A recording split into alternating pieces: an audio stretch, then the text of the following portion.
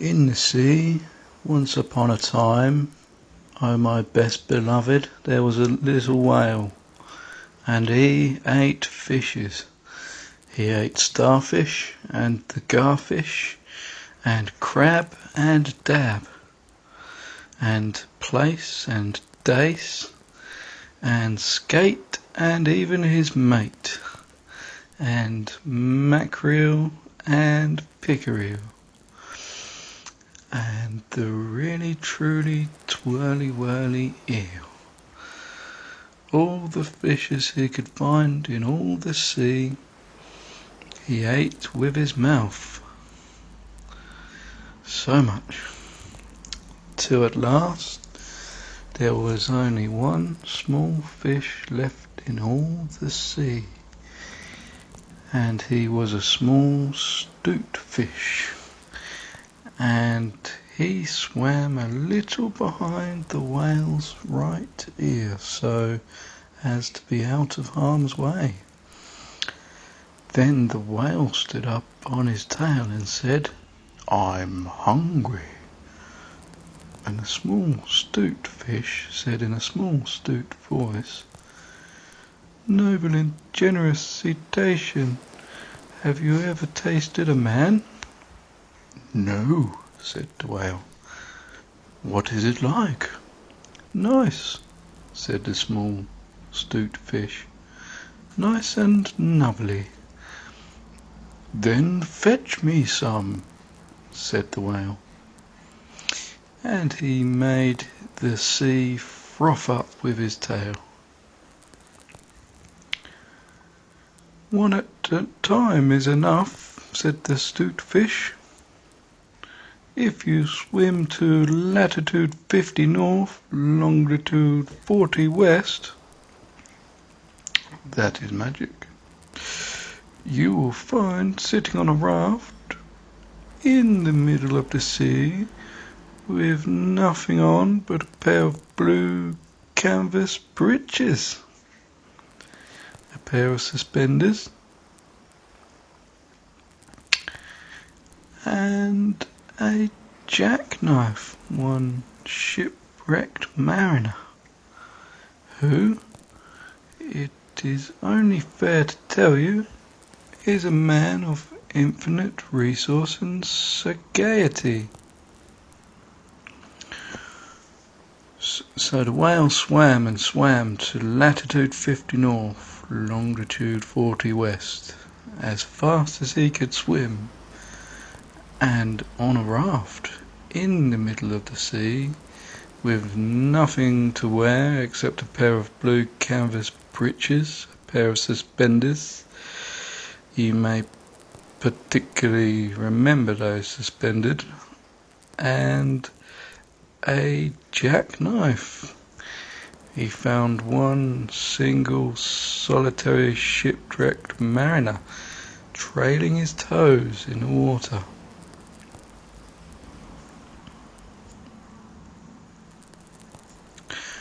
Then the whale opened his mouth, back and back and back, till it nearly touched his tail, and he swallowed the shipwrecked mariner, and the raft he was sitting on, and his blue canvas breeches, and the suspenders, and the jackknife.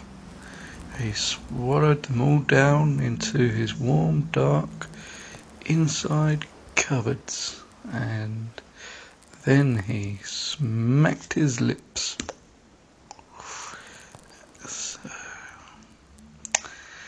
And he turned around 3 times on his tail. But as soon as the mariner, who was a man of infinite resource and sagacity, found himself truly inside the whale's warm, dark, inside cupboards, he jumped and stumped, and he thumped and he bumped, and he pranced and he danced, and he banged and he clanged, and he hit and he bit, and he leapt and he crept, and he prowled and he howled, and he hopped and he dropped, and he cried and he sighed, and he crawled and he bawled, and he stepped and he leapt, and he danced hornpipes where he shouldn't, and the whale felt most unhappy indeed. So he said to the stoopfish, "This man is very nubbly, and besides, he is making me hiccup. What shall I do?" "Tell him to come out," said the stoopfish. So the whale called down his own throat to the shipwrecked mariner, "Come out and behave yourself. I've got the hiccups." "Nay, nay," said the mariner, "not so, but far otherwise. Take me to my natal shore and the white cliffs of Albion, and I'll think about it." And he began to dance and dance more than ever before.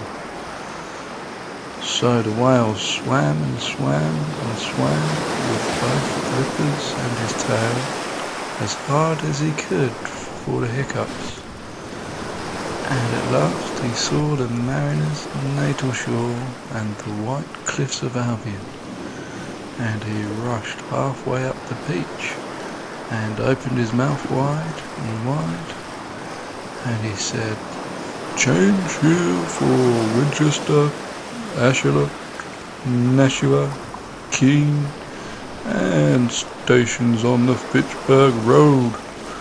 And just as he said Fitch, the mariner walked out of his mouth. And while the whale had been swimming, the mariner, who was indeed a person of infinite resource and sagacity, had taken his jackknife and cut up the raft into a little square grating, all running crisscross, and he had tied it firm with his suspenders, and he dragged that grating good and tight into the whale's throat, and there it stuck. Then, as he recited the following sloka, which, as you have not heard it, I will now proceed to relate. By means of a grating I have stopped your eating. For the mariner, he was also an Hibernian. He stepped out on the shingle, went home to his mother, who had given him leave to trail his toes in the water, and he married and lived happily ever afterward. So did the whale. But from that day on, with the grating in his throat, which he could neither cough up nor swallow down, preventing him eating everything except very, very small fish. And that is the reason why whales nowadays never eat men or boys or little girls.